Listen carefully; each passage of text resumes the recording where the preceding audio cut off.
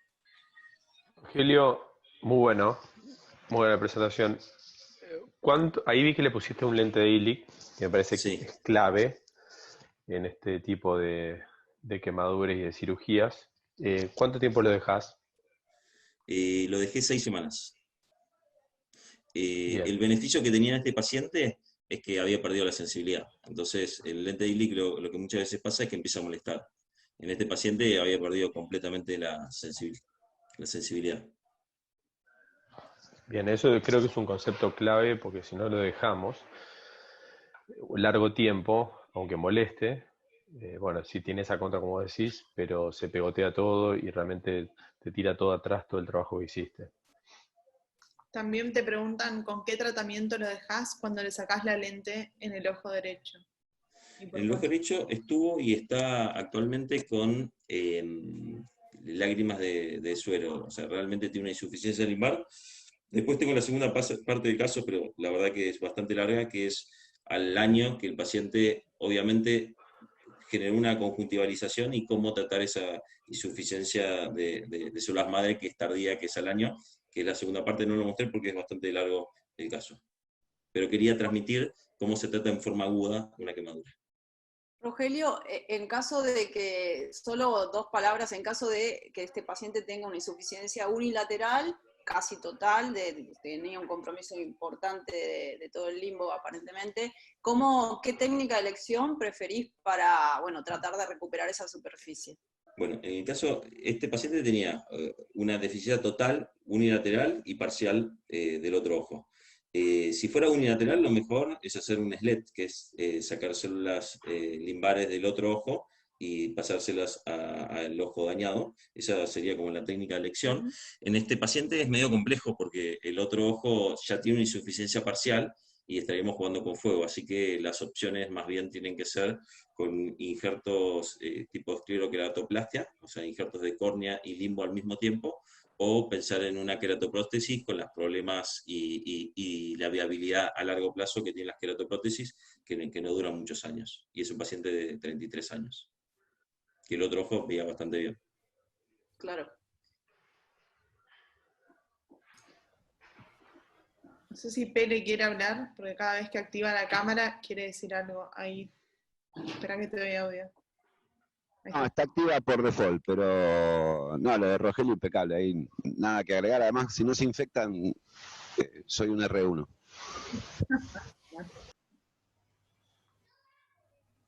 Bueno, muy bueno, Rogelio, muchas gracias. Bueno, muchas gracias. Vamos a cerrar con... Igual me interesaría después, en algún momento, que nos muestres lo de cómo terminó. Sí, la segunda parte es más de córnea, por eso no lo quise presentar porque era de superficie. Perfecto. Es para que te inviten al otro módulo. Claro, al otro módulo tiene que ser la segunda parte. Bueno, y ahora vamos a cerrar con Fede Luengo, que también nos va a mostrar la última presentación. Bien, buenísimo. Entonces hago acá, así. Ok. Bueno, esto es un poco lo que planteamos con Rogelio, Carla, Paula y el servicio para la residencia, hacer un cierre de esto que es tan complejo, que es el uso de la membrana amniótica y lo que discutimos de Terigion y las técnicas y demás, para que se lleven la mayor cantidad de cosas posibles para ir a estudiar. Y, a ver, esto es una presentación que se me desconfiguró un poco por la versión del PowerPoint o lo que fuera, la hice durante el fellow, pero está buena, y es el uso de membrana amniótica y la córnea. La membrana amniótica es cierto que se utiliza en todo el mundo, se utiliza de manera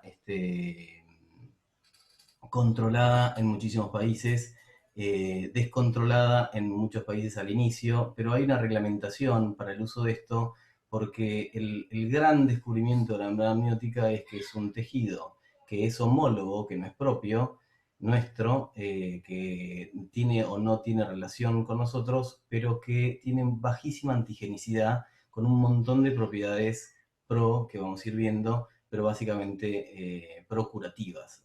Ayuda a controlar infecciones, ayuda a controlar inflamación, ayuda a cicatrizar, ayuda a mejorar la superficie, ayuda a tratar enfermedades de falla aguda, como mostraba Rogelio, y un montón de situaciones.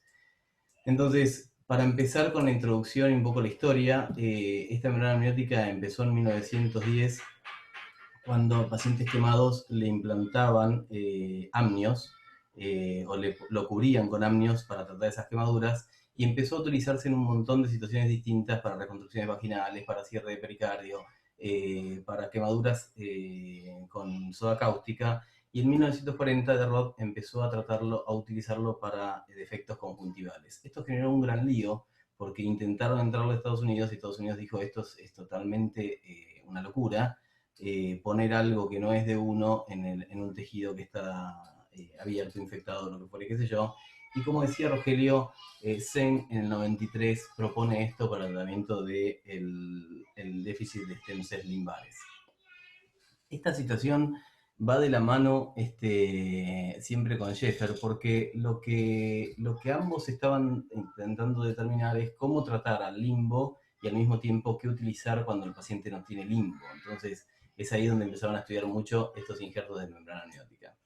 Las propiedades, como dije al principio, es que mejora la cicatrización y la epitelización, generando una expansión, una diferenciación y adherencia del tejido, pero al mismo tiempo tiene propiedades antiinflamatorias, reduce la inflamación, la reacción inmunológica, tiene enfermedades antimicrobiales y antivirales. Esto es re importante por qué usarlo en algunos casos de infecciones.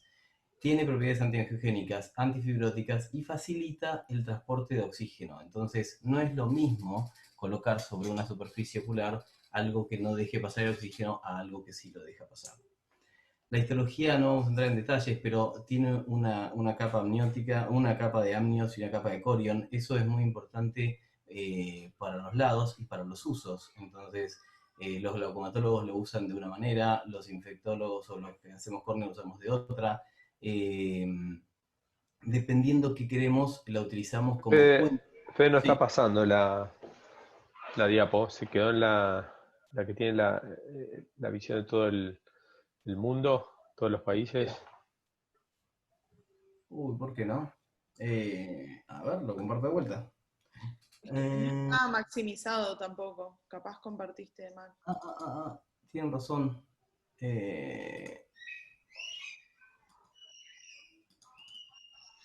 Un segundo, vamos de vuelta.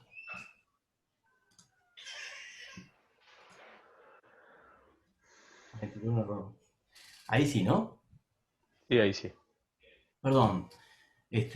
Bueno, entonces, lo que les decía es, esas dos capas diferencian mucho el uso para una cosa o para la otra.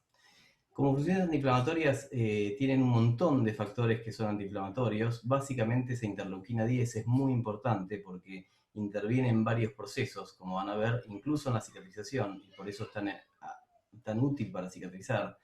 Tiene la superfamilia del factor transformante beta, y esto hace que la inhibina y la activina trabajen sobre, por ejemplo, el receptor o el factor pro-pterigion, que es lo que hablaban al principio, como una utilidad de esta membrana cuando no tenemos conjuntiva, y esto actuaría para suprimir la posibilidad de la recurrencia, Tiene proteasas, tiene un antagonista del receptor interleuquina 1, tiene factores proapoptóticos, pero básicamente lo que más importa es esa baja antigenicidad y ese efecto antiangiogénico.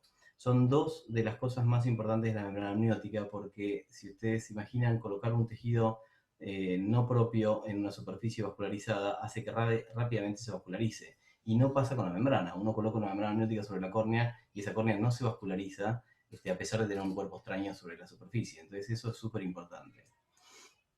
Para modular la cicatrización actúa esta interleuquina 10, como les decía, factores neurotróficos y inhibición de los miofibroblastos. Entonces, una de las cosas que siempre nos enseñaba Croxato es mirar esas córneas y mirar si hay miofibroblastos, que son fibras colágenas modificadas.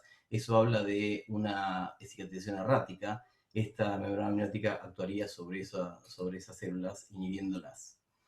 En el 2001 recién se aprueba por la FDA como un tejido homólogo para tratar la superficie. Y ahí fue el gran boom, porque a partir de ahí muchísimos laboratorios se le pusieron el ojo y empezaron a tratar de lograr una membrana amniótica vendible, exportable, de fácil acceso, y como vamos a ver al final, hoy uno puede ir a la farmacia y comprar una membrana amniótica sin tener que ir a un banco de tejidos o al Garrahan o lo que fuera, como nos pasa a nosotros. Eso no sucede en la Argentina todavía, pero sí hay stock en varios lugares de esto.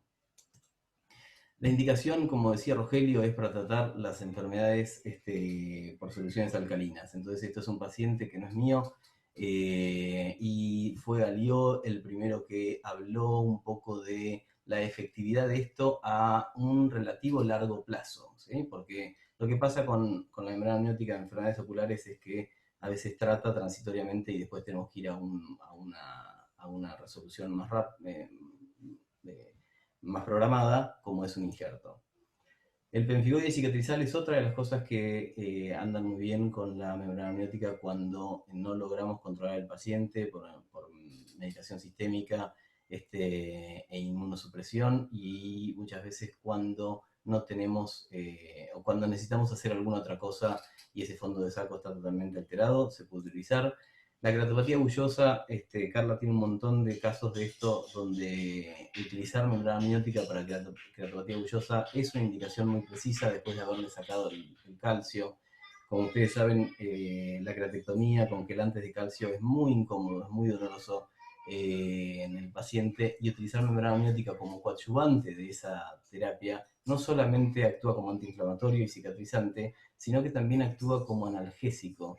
Y eso es otro de los factores importantes de la membrana. Tiene varias moléculas que generan analgesia local, y eso hace que el paciente tenga un pasar bastante mejor.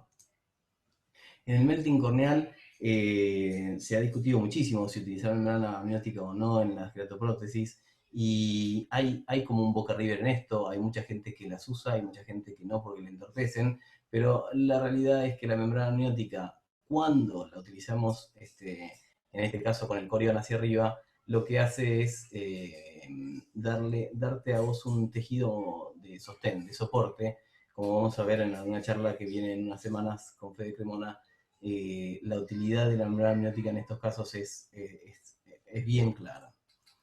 Y por supuesto, para tratar úlceras no infectadas, imagínense cualquier defecto epitelial crónico, cualquier adelgazamiento, cualquier situación inminente de perforación, la membrana amniótica nos da tiempo, nos permite programar una queratoplastia mejor, nos permite incluso hacer injertos laminares en doble herradura o en C para no tener que remover toda la córnea, y en pacientes con distintas situaciones no infectadas es una indicación muy útil. En úlceras neurotróficas o necrotizantes, tenemos algunos pacientes donde la única opción es ofrecerle algo que al paciente lo proteja de esa insensibilidad que tiene en la superficie. Entonces, hacer un injerto con una opción tectónica como es la membrana amniótica en úlceras necrotizantes es una buena indicación. Y por supuesto la reconstrucción conjuntival es otra de las cosas que nos da mucha utilidad, sea para televisión gigante como en la foto de abajo, sea para pacientes que han sido varias veces operados de su conjuntiva, como el paciente que recibimos hace un tiempo arriba. Bien. ¿Qué pasa cuando hay un injerto, una situación limbar insuficiente, como este paciente que tiene un déficit parcial de stem cells? Esto lo vamos a ver en unas semanas, pero tenemos varias opciones a mano, y una de las opciones que podemos ofrecerle es el injerto de membrana amniótica más el implante de limbo. Rogelio comentó el SLED como una terapéutica, y eso también lo utilizamos con membrana amniótica. El injerto autólogo de limbo propio del paciente, digamos, también lo utilizamos con membrana amniótica. Es decir, que la membrana amniótica nos sirve también como soporte, como vía, como herramienta para poder aplicar lo que tengamos que aplicar. Ahora, cuando las papas queman y aparecen estos pacientes, como el de Rogelio, tenemos que contar rápidamente con esta opción, y este paciente de Nico Charles, tuvo un beneficio abismal con el uso de membrana amniótica y Tissucol, como están viendo en las fotos. En el día 40 el paciente prácticamente no tenía efectos epiteliales, y este paciente, como saben y como contaba Rogelio, tienen un muy mal pronóstico si no actuamos de manera rápida, efectiva, y con algo que sea útil para la situación. O sea, darle lubricantes y antiinflamatorios a un paciente con quemadura ácida no hace más que retrasar un poco la aparición del déficit de stem cell lumbar. Entonces, la aplicación de membrana amniótica es una buena indicación en estos casos, ni hablar en casos pediátricos que no me voy a detener ahora. Este paciente es una situación muchísimo más grave, donde hay que hacer varias más cosas que solamente el injerto de membrana amniótica, pero aún así es una utilidad muy a mano para preparar al paciente a lo que luego lo vamos a someter, como un trasplante homólogo de limbo corneal, una reconstrucción de los fondos de saco, una queratoplastia penetrante, más la inmunosupresión y tratamiento del ojo seco. Entonces, este es el caso de ese paciente que lo vamos preparando. Es otro paciente que también vimos con Nicolás Charles. Vamos preparando para lo que sigue. Y, a ver, no me voy a detener en cómo la preparamos y cómo la preservamos. Eso es para un capítulo entero. En la monocapa y en la multicapa también hay una gran diferencia si utilizamos solamente la membrana en una sola línea o si la utilizamos plegada y doblada. Utilizarla suturada o sin sutura es algo que es precioso cuando uno puede pegar la membrana amniótica sin sutura, realmente, pero es verdad que es algo que no muchas veces permanece en el tejido. Por eso, cuando el diámetro de la superficie que tenemos que aplicar de la membrana amniótica supera el diámetro corneal, no es recomendable utilizar adhesivo. La membrana amniótica sobre la conjuntiva no pega bien con un adhesivo tisular, y ahí lo que tenemos que utilizar es una sutura continua en 360 grados que se la removemos cuando esa membrana amniótica se empieza a disolver. Las membranas amnióticas comercialmente disponibles básicamente es el Proquera y el Celagraf. Son dos cosas que uno puede disponer y comprarlas. Son membranas liofilizadas, irradiadas, que dan la posibilidad de tenerla en stock y utilizarla cuando la necesitemos. No la tenemos disponible nosotros acá. El Banco de Tejidos del Garrahan tiene un proyecto interesante para lograr esto, y bueno, en algún momento ojalá lo podamos hacer. Lo que falta es la industria que se interese en poder comercializarlo, ¿no? Entonces, básicamente para los que estamos en esta charla y queremos aprender, la membrana amniótica es muy útil, es muy aplicable en un montón de patologías distintas. No le tengamos miedo, no es difícil conseguirla, solamente hay que inscribirse en el banco del Hospital Garrahan, estando preaprobados por el INCUCAI para implante de membrana amniótica. Hay una disquisición entre pediátricos y adultos, eso en realidad lo soporta el centro en el cual las vamos a aplicar, y la membrana amniótica en 24 horas la recibimos en el consultorio o en el quirófano y las podemos aplicar en el paciente durante las 48 horas próximas, porque viene en una conservación que permite mantenerla durante ese tiempo. Entonces, ténganla en la mente para casos así de urgencia, no dilaten la decisión de ponerla. Mal no va a ser y la mayoría de las veces hace un gran bien. Gracias.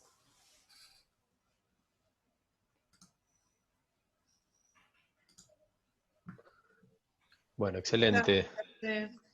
Muy bueno, Fede. Quiero compartir una frase que siempre dice Seng en los cursos. Él explica que las células madres son semillas, y esas semillas, cuando crecen, forman el epitelio.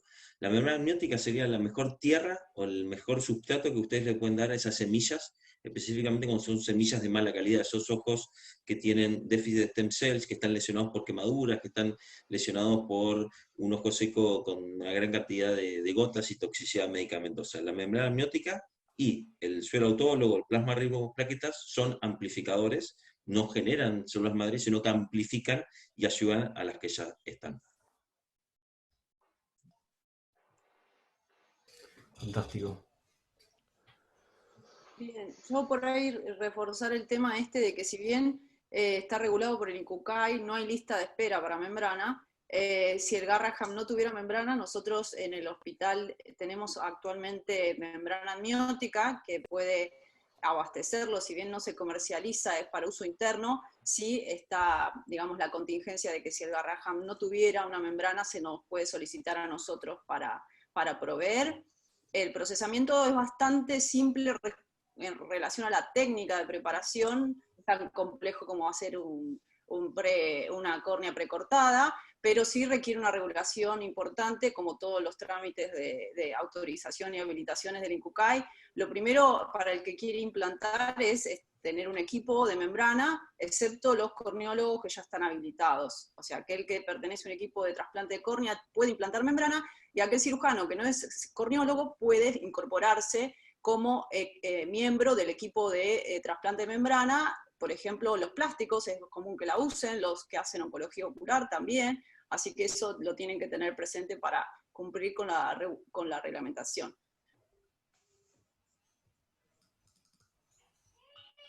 Bueno, Creo, Carla, excelente. que ustedes son el único banco en Argentina, ¿no?, que tiene disponible membrana amniótica. O sea, no Ahora son... recientemente hay una empresa privada también que acaba de incorporarse también como oferta de membrana criopreservada. ¿Sí? Sí. No tenemos liofilizada, era un proyecto, la verdad que la membrana amniótica no tiene tanta salida como producto, lo hablamos comercialmente, digamos. Entonces la estructura para tener habilitado un equipo requiere de otras cosas para que sea viable, porque si no, no es viable, es demasiada inversión para un producto que tiene poca salida. En nuestra institución la están empezando a usar bastante más los traumatólogos, exactamente lo hacen para aislar tendones, evitar que se pegoteen.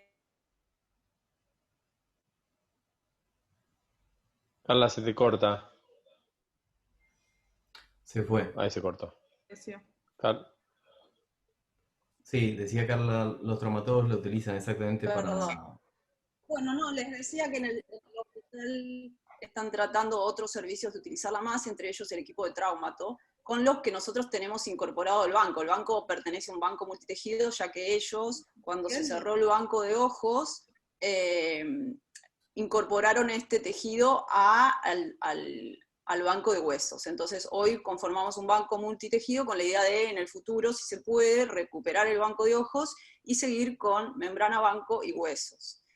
Por eso la estructura es más fácil de mantener. Si no, es complejo tener un refrigerador de menos 80 solo para membranas, es como demasiado, ¿sí? Eso básicamente. Bueno, mil gracias a todos, estuvo muy bueno, así que gracias por estar, y bueno, las semanas que vienen seguimos con las clases de córnea, que también va a estar Carla nuevamente con nosotros, así que los esperamos. Gracias. Bueno, muchas gracias. Bueno, gracias por la invitación. Gracias a todos los panelistas. Gracias a ustedes, chicos. Gracias a todos. Chao, gracias. Chao, chao. Y excelente los residentes.